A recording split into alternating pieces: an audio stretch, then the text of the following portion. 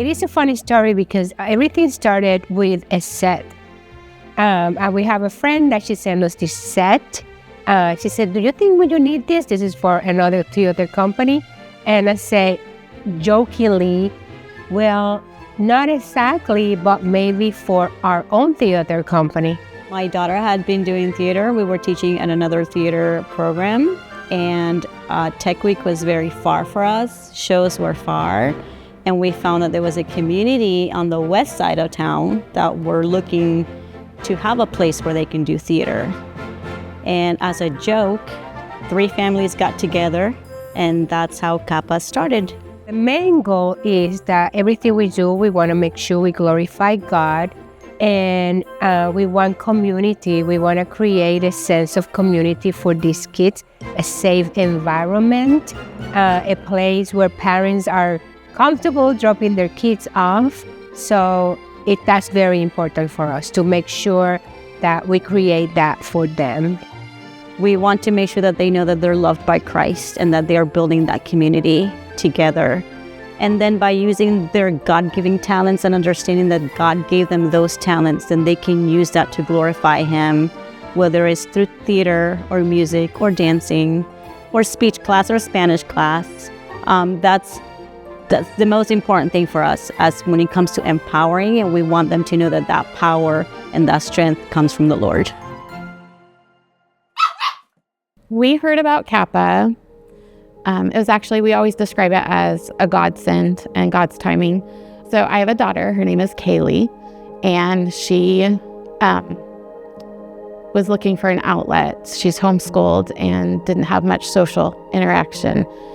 And finding Capa, she has just blossomed.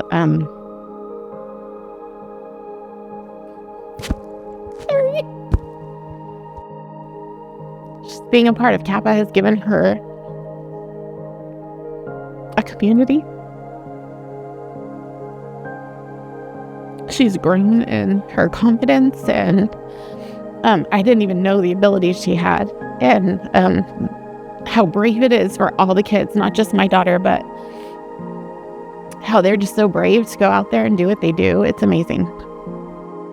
I think what first got me interested in performing arts was, honestly, always wanted to act my whole life, but the first time I remember really wanting to was when I was 7, I think, and I saw one of my older cousins in her high school play, and I remember just being like really in awe over all of it, seeing the lights and the sound and everything, and I think that was the first time I remember really being like, oh yeah, I want to do this.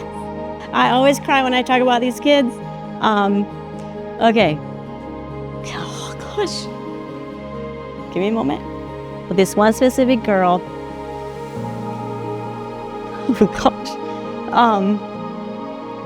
She was so shy, and she was in a speech class, and she could not even face the first day of class. She could not face the kids.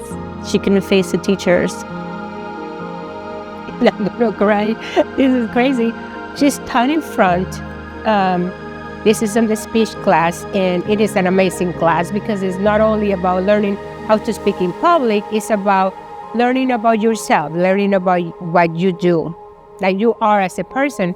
And she could not say anything. She started crying, and she said what she was going to say, but she turned the back to the audience. And she asked if she could just turn around and do her speech or her first reading or introduction facing the wall, and they allowed her to do that.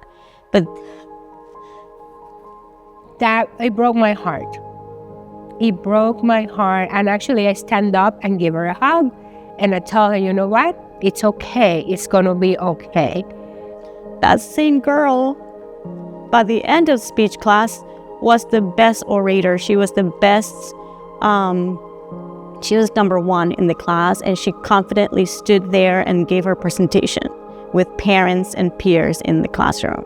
And not only she was amazing, she continued using that gift because she had a gift. She could speak, and she was funny. And just to see her doing the speech and making jokes while she was talking, like I was in tears when I saw that. And I think like her, there are many other students that we have seen bloom. I'm actually a public school teacher, and I see a lot of students who don't have an outlet for their creativity. And when you have that, sometimes learning becomes difficult. It becomes something that they don't look forward to. The arts in general is a way to learn about other cultures.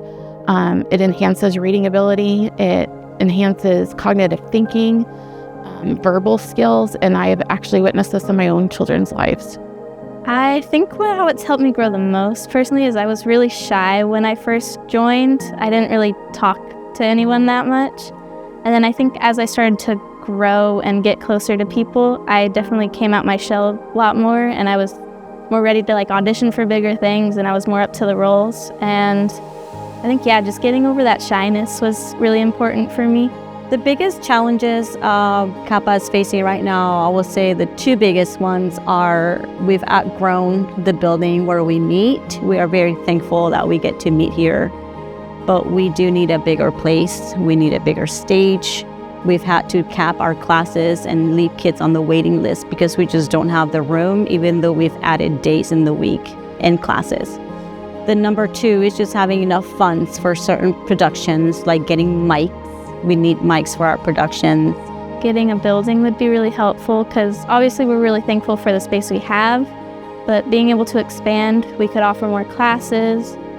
And just, especially when we're doing a musical, dancing on the little stage in the little area that we have is really hard. We always get it done, but having a bigger stage would allow us to do more because we feel kind of restricted when we have a smaller space and we can't do as much as we would like to. So that would really help with musicals, choreo, just having that space to have our classes, have our rehearsals, and have our shows. That would be really cool. We would ask our donors or supporters, number one is prayer. I'm gonna cry again. I don't think anything can hold Capa up more than prayer. Financially, we need the financial help. We need to get a building. It's expensive to find a building here. But number one, prayer. And number two, they are willing to support us so we can actually continue to bring Capa to the community. They are investing in students that want to thrive in life.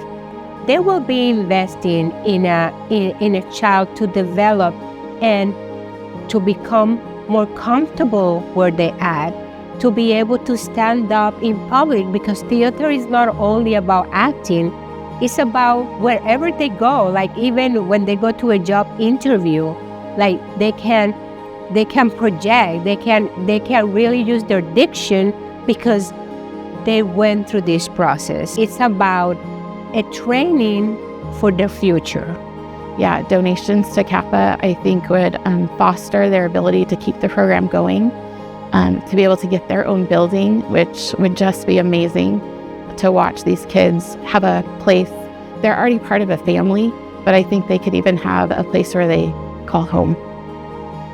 I'd just say I'm really thankful for them, for all my teachers and for everyone here. They've helped me grow so much.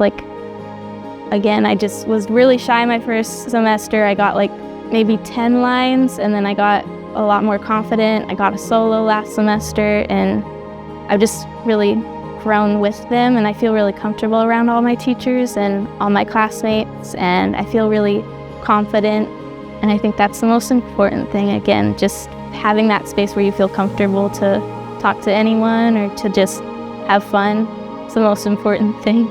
I remember, as a parent, you always wonder if your kid's going to fit in and how it's going to be. And one of the first times I dropped her off at class, I just sat in the parking lot and watched, and two girls just embraced her. And I remember driving away thinking, she found her people.